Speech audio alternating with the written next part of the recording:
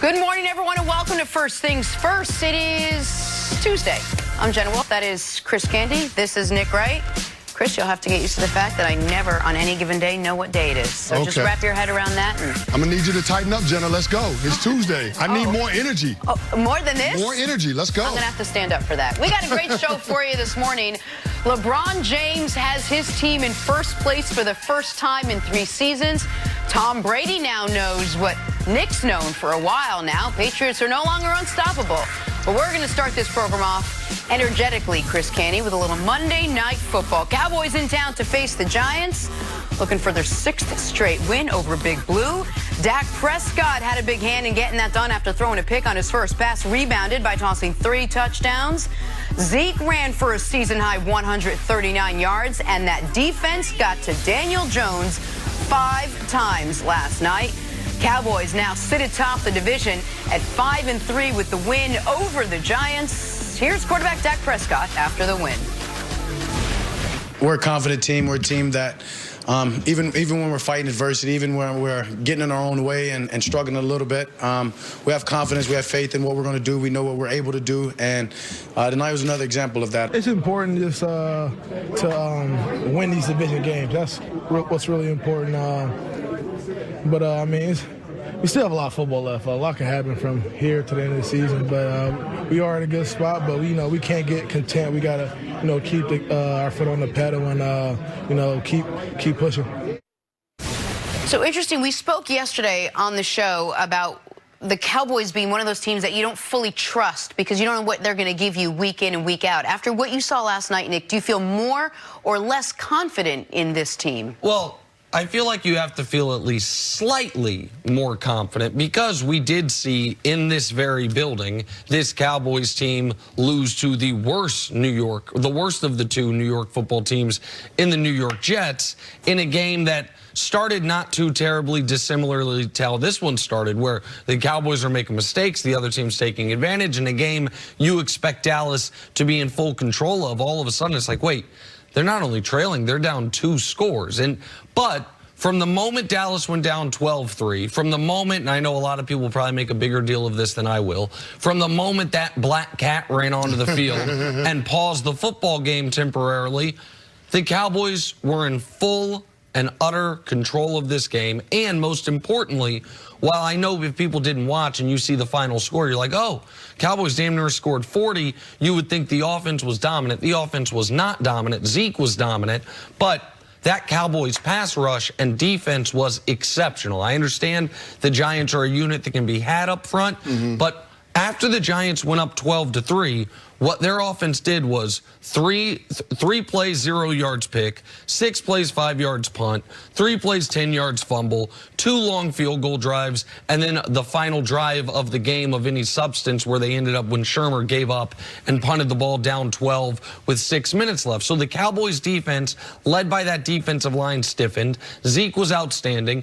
I don't think Dak was great, but he rallied from that first play of the game, which was as bad as a play could have gone to start a football game. So I don't have much more confidence in them after this week's win, but because of the circumstances in which it came, down 12-3, thinking, are we going to lose to both New York teams this year? Are we going to have that on our resume? I thought the way they played the final 2.5 quarters showed some resiliency and some things they can build on, most notably Zeke continuing to be great, and that D-line with the addition of Michael Bennett wreaking havoc throughout the evening. Yeah, I don't give you points for showing resiliency when your offense decides that they're not going to show up for pretty much the entire first half, save the last 3 minutes of that second quarter. But in looking at this Cowboys team, I mean, you're absolutely right. The story of the night was the Dallas Cowboys defense. They got that red zone stop early after Dak Prescott inexplicably throws the ball to Antoine Bethea. You hold them to 3 points there. But, I mean, as far as the Dallas Cowboys offense is concerned, they could not have gotten off to a worse start. 2 turnovers and a missed field goal in 3 of their first 4 possessions.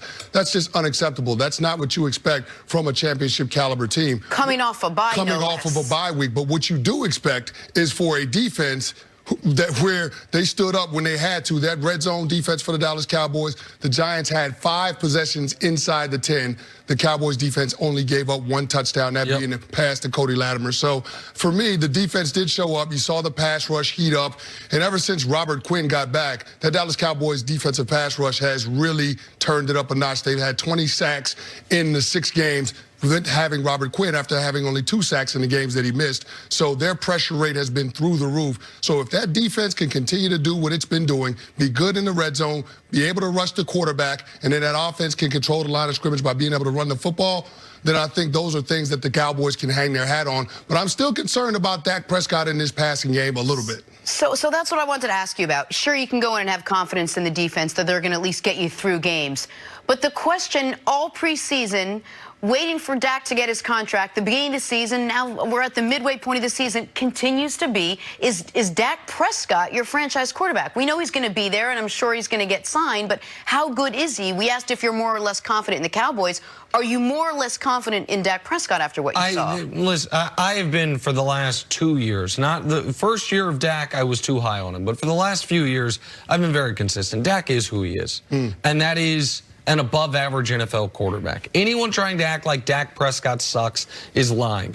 I also think anyone trying to act like Dak Prescott is one of the star quarterbacks of this league is lying. We have now plenty of evidence to show you games like yesterday are what we should expect. Games where he might make one mistake where you're like, really? Where there's going to be a lot of the dinking and dunking Dak that he was knocked for even in that great rookie year. But he can step up and deliver a strike as he did in the play, was it to Amari Cooper, the touchdown that essentially ended the football game? The dagger route. That was a great throw.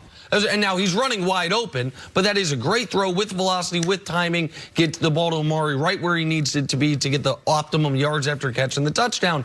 But that is the question, Jenna, for the Cowboys this year, because we know who they're going to have to go through. They're going to have to go through Russ and Aaron and Drew.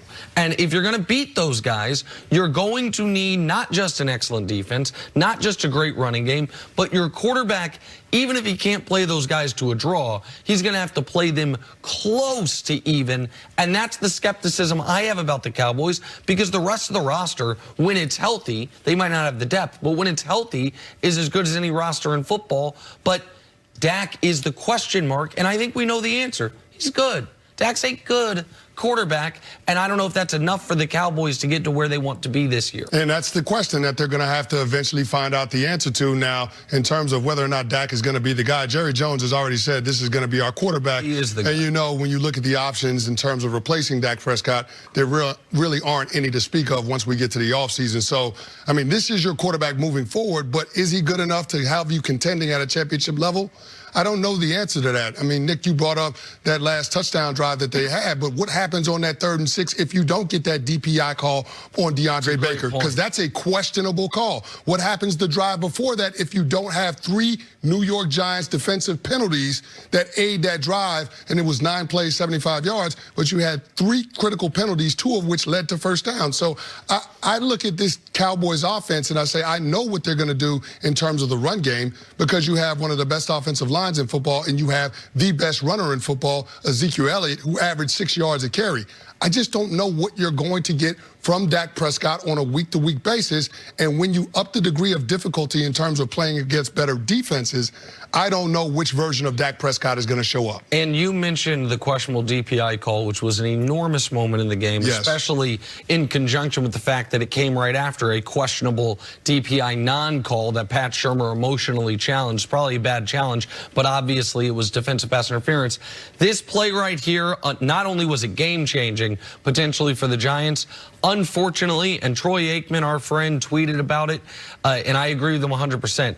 It's indicative of something we are seeing far too often on Sundays and Monday nights and Thursday nights, which is an absolute absence of any consistency on how the most crucial call in football, the only spot foul that you see called often in football, called defensive pass interference. If I'm a Giants fan, I'm beside myself that there was one obvious one that would have helped me that didn't get called, one very questionable one that kills me that does get called, and the only solace if you're a Giants fan is, you know what, happens to half dozen